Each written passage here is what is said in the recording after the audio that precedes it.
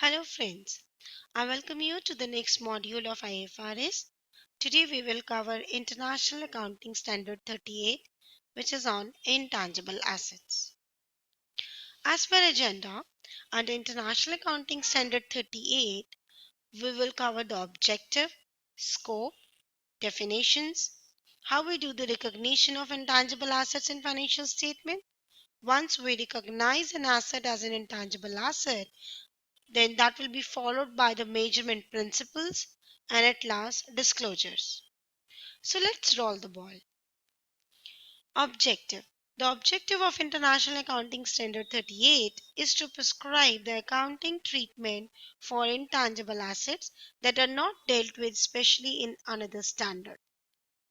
This standard requires an entity to recognize an intangible asset if and only if specified criteria are met. This standard also specifies how to measure the carrying amount of intangible asset and requires specified disclosure about intangible asset. So if you closely observe the objective of International Accounting Standard 38, it covers the accounting of intangible asset, how we do the recognition of intangible asset. For that, we will see what are the specified criteria that should be met to recognize it, and that followed by the measurement of the value of intangible asset and the disclosures. So the objective is as good as we covered in agenda. So once we fulfill and understand the objective, complete objective of any standard, we will be in a position to handle that standard practically and also in the examination situation. Let's see what is in scope of IAS 38. The standard should be applied in accounting for intangible assets, except intangible assets that are within the scope of another standard. So we will see in the next slide that what are those intangible assets which are covered in the scope of any other standard not under IAS 38.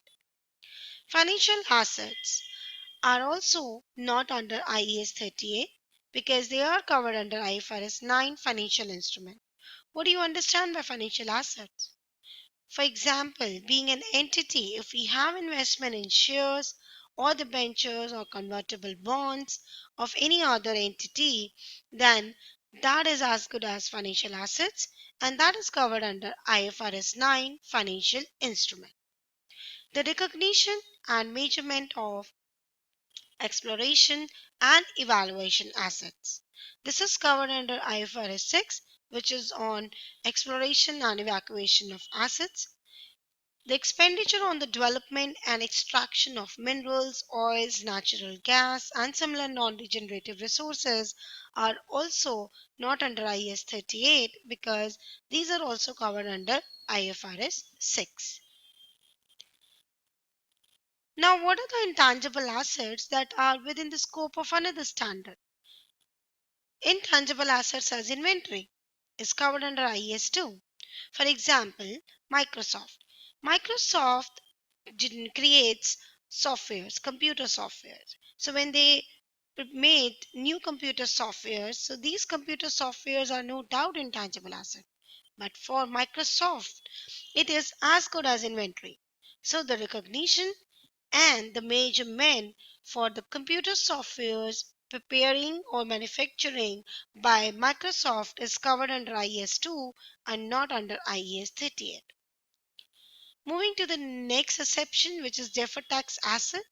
Deferred tax asset is covered under IAS 2. As we all know, that deferred tax asset is a notional asset or is in the nature of intangible asset, which we probably believe that we have paid more tax right now, which will be deductible eventually or in the later years, and that's why that leads to deferred tax asset. So we have International Accounting Standard 12, which talks about DTA. Leases.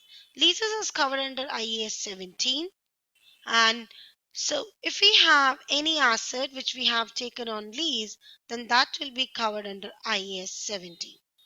Asset arising from employee benefit under IAS 19, we know that if we have a plan asset We have investment in a planned asset as an entity.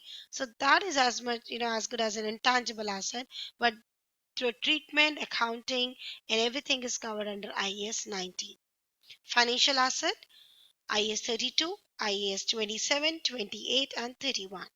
So, though I have already talked about financial asset, when there is investment in equities, debentures, and if we have convertible bonds, etc., IS 27, 28, and 31 talks about if you have investment in associates, if you have investment in your subsidiaries, if you have investment in joint ventures and joint arrangements. So that is also, we have specific standards. So even if they are intangible in nature, they are covered under respective standard, not under IS 38. Goodwill. Very interesting that goodwill, no doubt we know, is an intangible asset. It's generally get into the picture when we do the acquisition of any business. So this goodwill is covered under IFRS 3, which is on business combination. However, if there is internally generated goodwill, then we see how to treat the same in IAS 38. However, we already know as an accountant that we generally don't recognize internally generated goodwill because we cannot bifurcate between whether the goodwill is generated in business by the business itself or is the expenditure which we are doing for the business development only.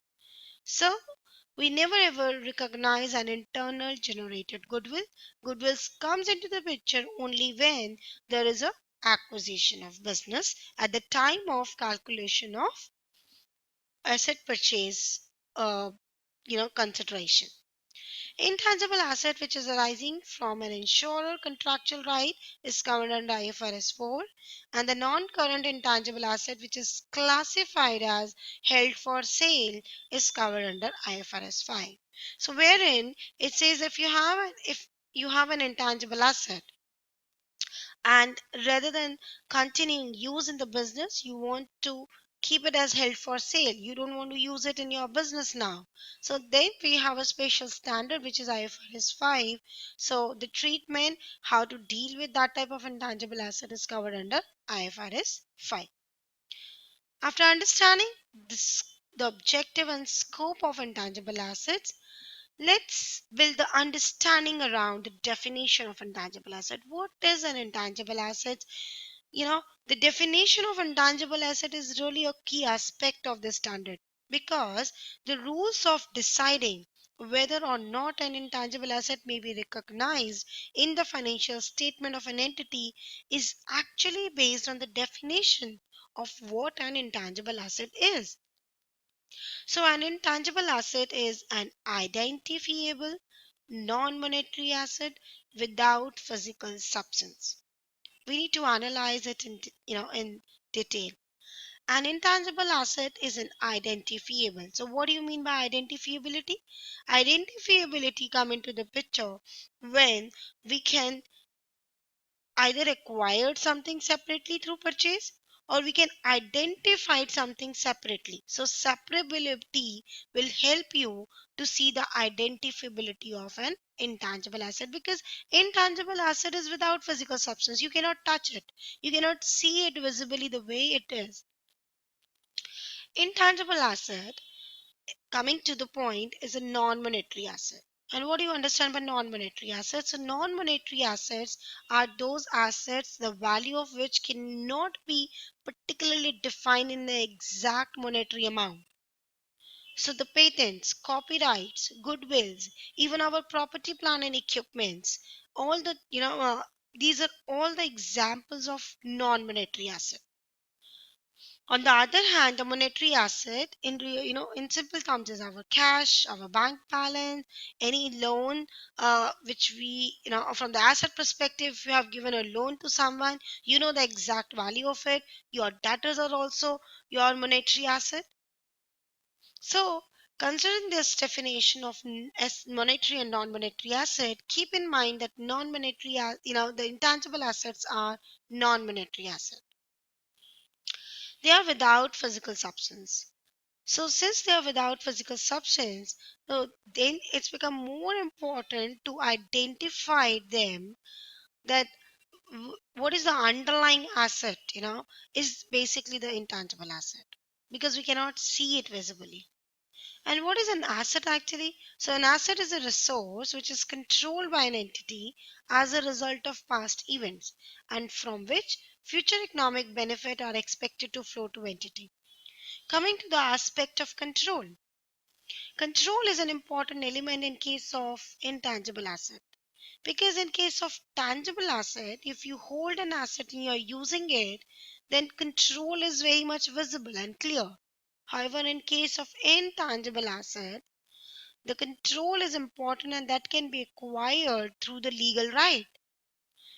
If you have control on the technical knowledge or the know-how through a legal right, then that's make it as an intangible asset.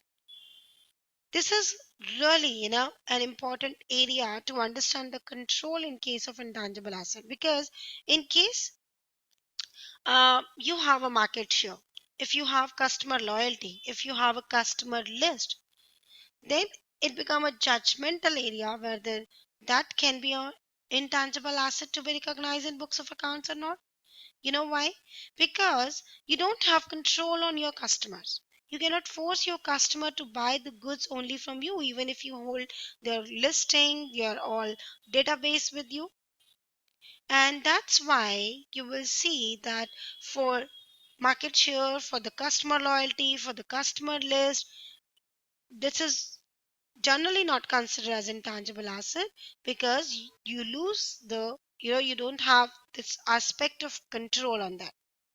Coming to the skills of employees, which is arising, if you're giving trainings to the employees of your entity, and it's very unlikely uh, to be recognized at that as an intangible asset. You know why? Because again, the control aspect is missing. You cannot control your employees to work with you only. You can have the contracts with them, but you cannot bound to work with you only for the whole life, or for a longer period of time. If they want to go somewhere, then you cannot control them. And that's the reason you will see that that training cost on employees and any other cost related to employees is also not covered under intangible asset. Future economic benefits, if we talk about, which should be expected to flow with entity, is from it's from both the perspective. It could be the reduction in cost also. So the future economic benefit, that means entity will generate profit out of it, or revenue from that asset, or maybe the reduction in the cost of the reduction in the expenses. Let's do an exercise on an intangible asset. How we can say whether computer software is an intangible asset versus computer system. Computer softwares are those applications which is readily available on the stores, and you can buy it separately also. So computer softwares are available in the market, and they are very much as intangible assets than through a hard disk or any in a storage device. However, as compared to it operating system, so the operating system is inbuilt in your PCs, in your computers. A laptop or any PC cannot operate until and unless it has an operating system. So operating system is as good as a tangible asset. It's not intangible asset.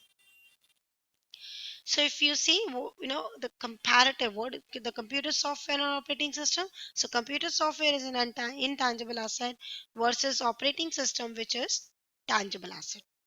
Coming to the motion picture film, video recordings, plays, manuscripts, scientific and technical knowledge and designs, these are intangible assets, and these can be controlled by an entity if they have the legal right on it, and they can also get the copyright of it.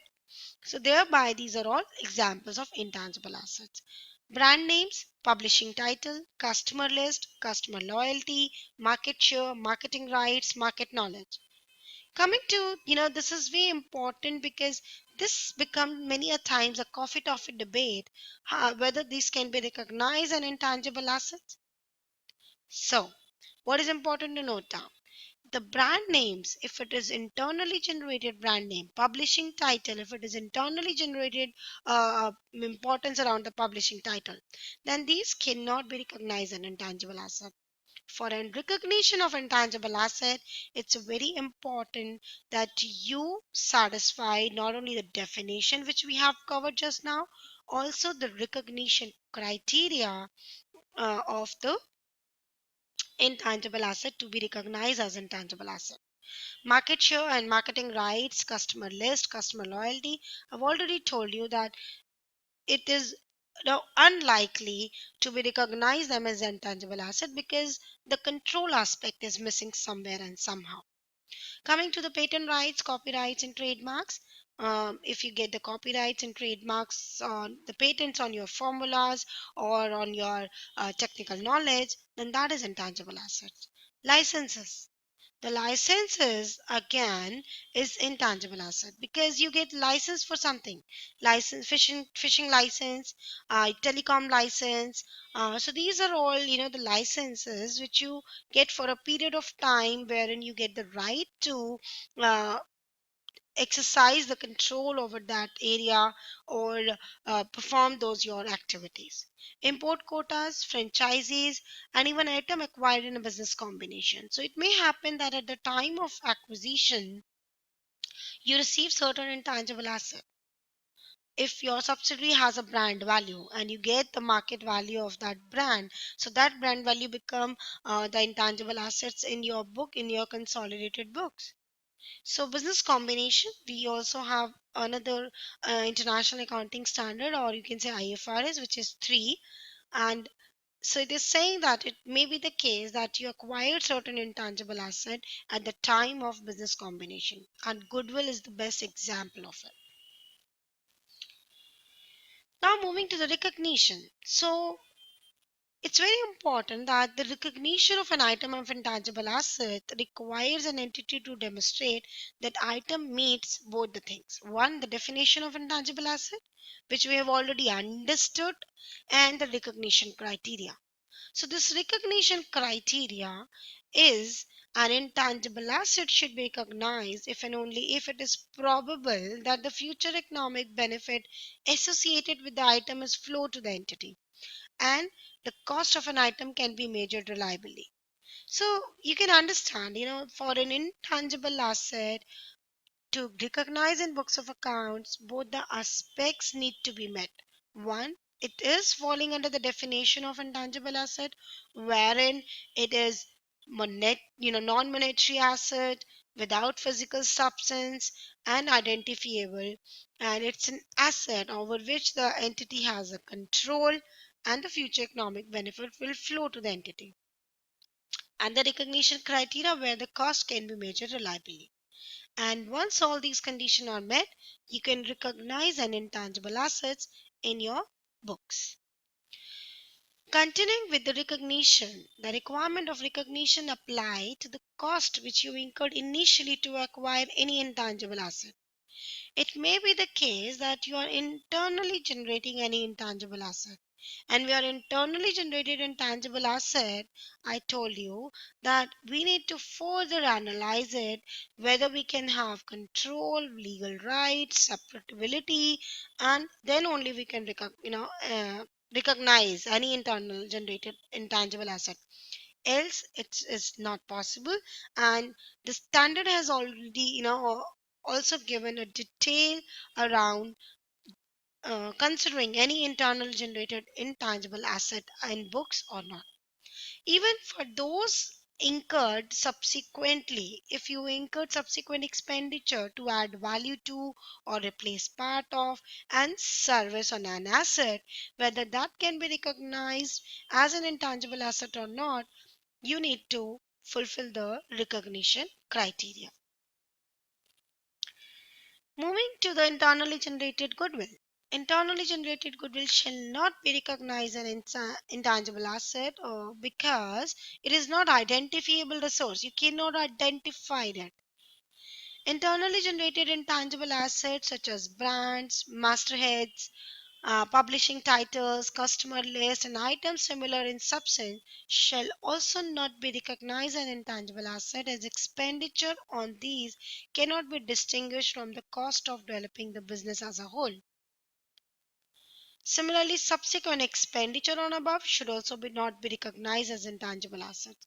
Very important slide from the point of view of understanding that why we not recognize internally generated intangible assets in books, because either they are not identifiable, either it's not possible to distinguish them from the cost of developing a business, or it is not possible to say that yes, they're gonna give the future economic benefit in a way which is identifiable separately. So the key note over here is that any expenditure when an entity incurred, if that cannot be distinguished from the expenditure to develop the business as a whole, should be recognized in profit and loss account as they incurred.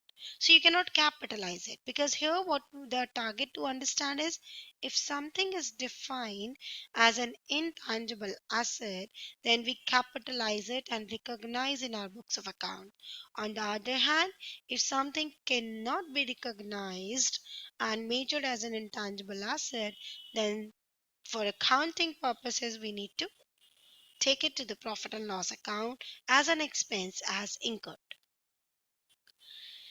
To assess whether an internally generated intangible asset meet the criteria for recognition, an entity can classify and should classify the generation of asset into two phases. One, a research phase, and second, a development phase.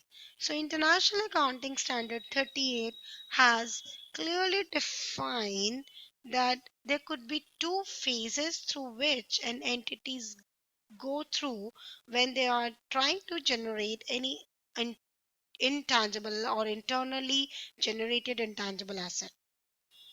So let's see what is this research phase and development phase. Definitions. Research. So research is original and planned investigation which is undertaken with the prospect of gaining new scientific and technical knowledge and understanding. So important over here with the respect of definition of research is, it is an investigation which is undertaken with the perspective that we able to gain something new. It's just an investigation which where in this stage, if you see, we are not sure whether eventually it gonna be developed as an intangible asset. Moving to the development asset. So development phase is an application of the research finding or other knowledge to a plan or design for the production of new or substantially improved material, devices, product, processes, system or services before the start of commercial production and use. So if you see and analyze the development phase, herein you are actually applying the research and finding of their knowledge. And now you can very much recognize something as an intangible asset under the development stage, because this is a stage wherein you already have something in place of which the application is going on. Let's see further, which help you to understand the complete understanding of research and development phase. So any expenditure on the research phase or during the research phase should be recognized an expense as incurred, because an entity cannot demonstrate at this stage that an intangible asset exists that will generate probable future economic benefit. And that's the reason that whatever and during the investigation and the research phase we do will be taken to the profit and loss account as an expense. So what are the example of research phase? If you are doing certain activities which is aimed at obtaining some new knowledge, the search for evaluation or the final selection of application of research finding or other knowledge. You are doing search around something you're trying to find out. The search for any alternative for the material, devices, product, process, system, or the services.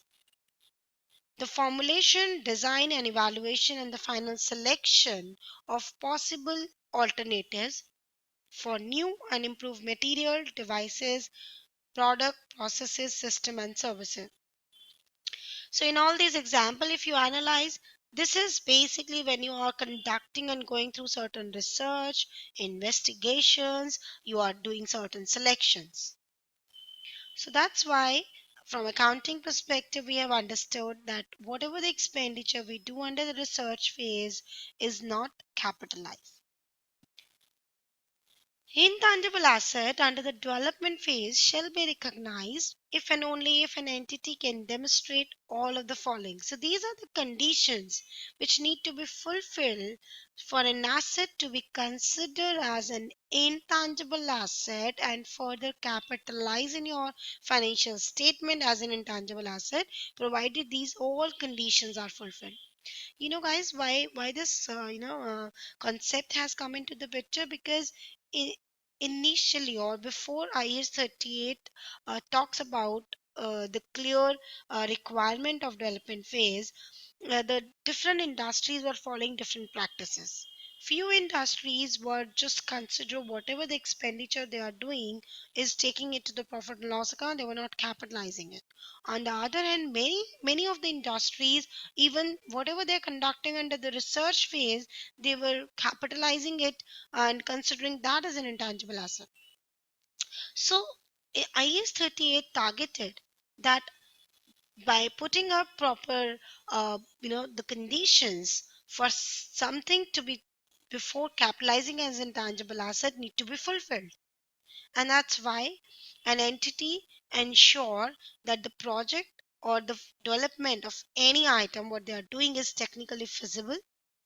Entity should have an intention to complete that. There should be the ability of the entity to come with an intangible asset into the picture. There should be an existence of market for that intangible asset or its usefulness, either for the entity itself or the entity is in a position to sell it once that intangible